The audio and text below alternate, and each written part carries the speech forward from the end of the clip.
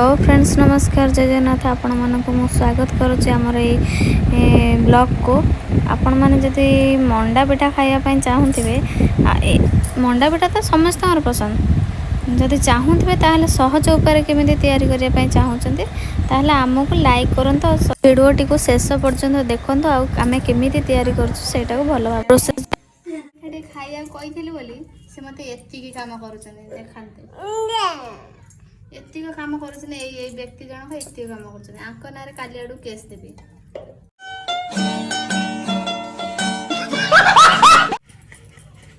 एते कष्ट भगवान मंडा खाया दिखती ना कौन मंडा खाया जो मैंने इच्छा करेंगे कष्ट तो करिया पड़ो आ सहज उपाय चलतु आम अप्पा ठार जानवा उपदेश ना दियो एथर गोटे है आर थर मंडा पिठा मुझे या करने चेष्टा करी एत तो कष्ट करें सहज उपाय कह चाउल को पानी भेदी रखी चाउल गांड चाउल सेमती गांड केवल चाउल केवल चाउल गांड करदे कड़े पानी अल्प पानी तो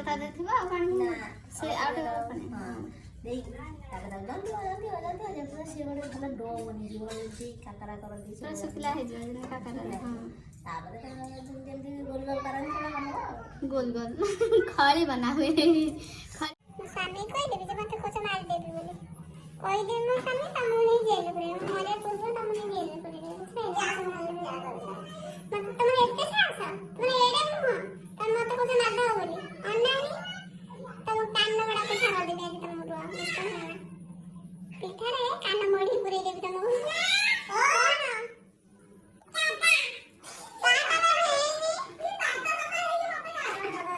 आसीगले आमर बेटा छोट बड़े सी तो पिठा को ताता कौच आपण मैंने छोट बड़े पिठा को कौन कहते कमेंट रे निहाती भाव जनइबे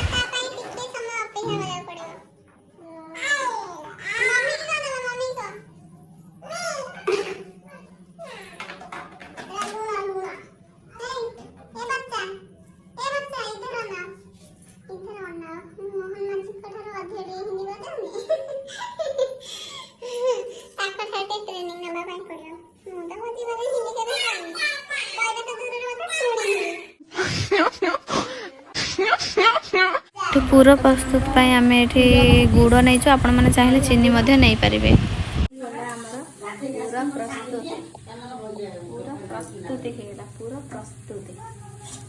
अमूल प्रेमी अमूल खाया कौन हो देखो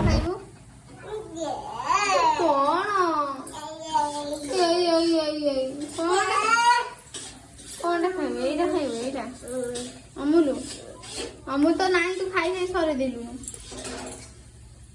कौन खाइबू को पटे खाइबू अमूल को पटे खाइबू को अमूल पाई सारा पर ता खुशी टे देखंदो एमिति समस्ते भी छोट बड़े एमने अमूल खाइबा छोट कोन बड़ होला पर भी अमूल खाइबार मजा ही अलग थाए आमर आमर आमर पूरा आमर प्रस्तुत हो सारा पर आम से कड़ी रे किछि पानी नबा तापर तादरे लुण टिके पकेबा सुजी रे चिनी पड़े चाउल रे नुहे ओहो आपण माने भी मो भले जति कंफ्यूज थे ताहले एथरु देखिकी जानि देबे आ ये कोन एटा तो मंडा पिठा खाबो तादरे तेल पड़लानी माने खळीटा जल्दी कढ़ी रु छाड़ीबा भाई ओहो एमिति कथा ताहले एते बुद्धि कोन मोरथिला मु तो मो जीवन में मंडा पिठा खाइनी खाइबी तो दूर कथा देखिनी भी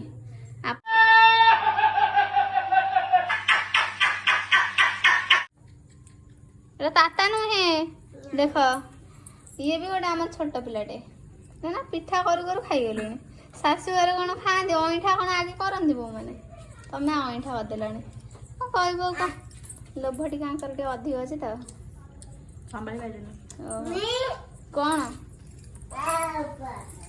केम चुबुसन आऊ आऊ आऊ आऊ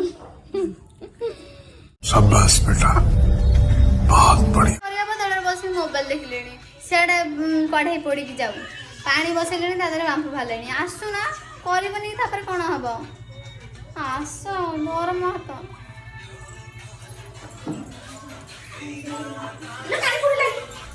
ପାଣି କେତେବେଳେ ବାପ ଫୁଟିଲାଣି।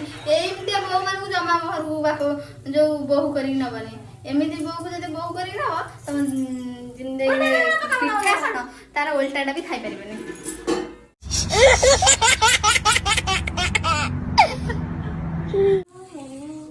ଦି ଜଣ ଦରକାର ପଡ଼ିବେ ନା କଣ? ଜଣେ ଗୋଳେଇବ ଜଣେ ପକେଇବ। ହଉ ମୁଁ ଗୋଳଉଛି ଆଉ। ମୁଁ ପୁଣି ଶିଖିବା ଦରକାର ନା ନାହିଁ। ମୁଁ ପୁଣି ମୋ ସ୍ୱାମୀକି କେମିତି କରିକି ଦେବି ନାଇଁ କି? ସିଏ ତ ଖାଆନ୍ତିନି, କାକେରା ଖାଆନ୍ତି ନା। କାକେରା ବି ଏମିତି କରିପାରିବ ନା? କାକେରା ବି ଏଇ ପ୍ରୋସେସ୍, ଖାଲି ସେଟା ଛାଣିବି ଏଟା ସ୍ୱାମୀ ପାଇଁ କେତେ ଚିନ୍ତା ମୋର ଦେଖୁଛନ୍ତି ତ।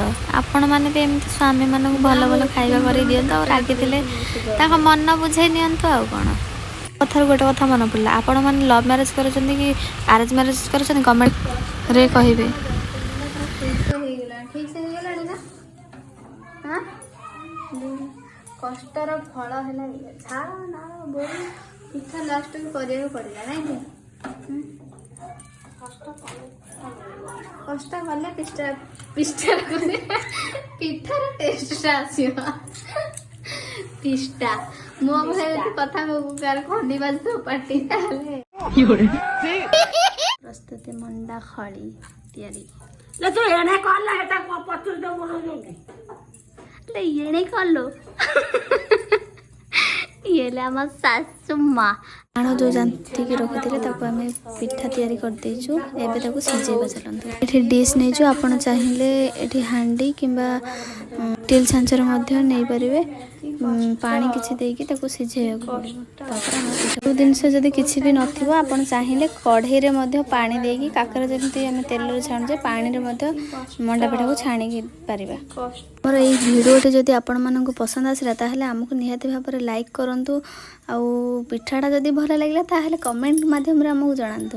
ଆଉ ଭିଡ଼ିଓଟି ଯଦି ଭଲ ଲାଗିଲା ଆମକୁ ସବସ୍କ୍ରାଇବ୍ କରନ୍ତୁ। ଆମର ଏଇଭଳିଆ ଭଲ ଭଲ ଭିଡ଼ିଓ ଦେଖିବା ପାଇଁ ପାଇପାରିବେ। ଆଉ ଆମକୁ ଲାଇକ୍ ସେୟାର ସବସ୍କ୍ରାଇବ୍ ସବୁ କରନ୍ତୁ। ଆଉ ସେ ସବସ୍କ୍ରାଇବ୍ କଲାବେଳେ ପାଖରେ ଥିବା ବେଲ୍ ଆଇକନ୍କୁ ଘଣ୍ଟି ଚିହ୍ନକୁ ଦବେଇ ଦିଅନ୍ତୁ।